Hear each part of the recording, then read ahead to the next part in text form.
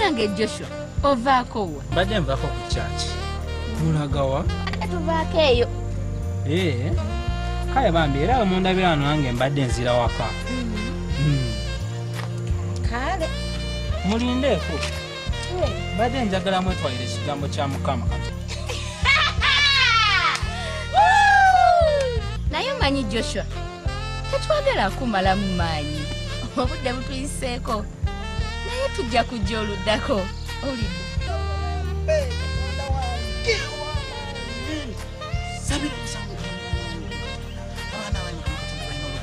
Abaana babalina olubugayo Mukama Katonda. Sikirabanga kino. Abaana balero baagala kwoloneka. Naye omanyi namukwaya. Nze ebyabalokole mpulira nga byantamba. Bwe mugambye nti nno ngenda kujja, nti oba tugenda basangayo. Mbadde nsaaga. Nategedde maama. Nze mpima gy'omupimye wali. Nkitegedde. Nze nnyinza okutwala ewa mutuula nkata n'oddako obwo obulokole. Jja tugende n'okgenda. Oba empale ze zizitowa emu gijjeemu.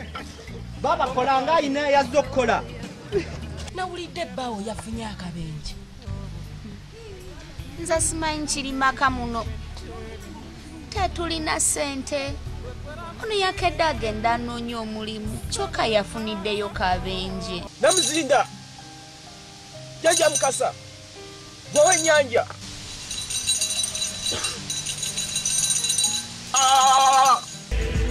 Jjajja. Ono mukwano gwange. Abadde ayagala omuyambe ku buzibu. Nga bw'otera okunkolerako. Kale muzzukulu. Naye nga omanyi enkola ya wano. Bajjajja bayinza obutakola. N'olwekyo.